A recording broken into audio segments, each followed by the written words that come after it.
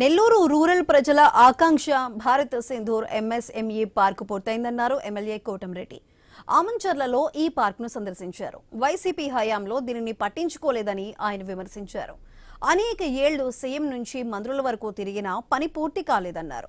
కూటమి సర్కార్ అధికారంలోకి వచ్చాక భారత్ సింధూర్ ఎంఎస్ఎంఈ పార్క్ పూర్తయిందని తెలిపారు కోటంరెడ్డి.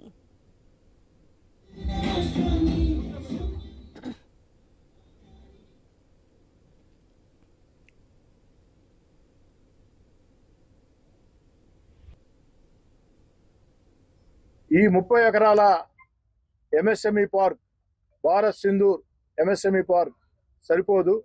కనీసం నెల్లూరు రూరల్ నియోజకవర్గంలో నిరుద్యోగ యువతకి ఉద్యోగాల కల్పనకి, ప్రత్యక్షంగా పరోక్షంగా ఎంతో మందికి మేలు చేసేదానికి ఈ ప్రాంతంలో 500 ఎకరాల్లో, అక్షరాల 500 ఎకరాల్లో ఆ యొక్క పార్కుని నిర్మాణం చేయాలి. ఇది నా ఆకాంక్ష. అయితే ఎప్పుడో ఈ కళ సాకారం కావాల్సింది. ఆనాడు వైఎస్ఆర్ కాంగ్రెస్ పార్టీ ప్రభుత్వంలో నేనున్నప్పుడు నెత్తి నోరు బాదుకున్న, అరిసి గీపెట్టిన, గొంతు అరిగిపోయింది, కానీ ఆ యొక్క కళ సాకారం కాలేదు.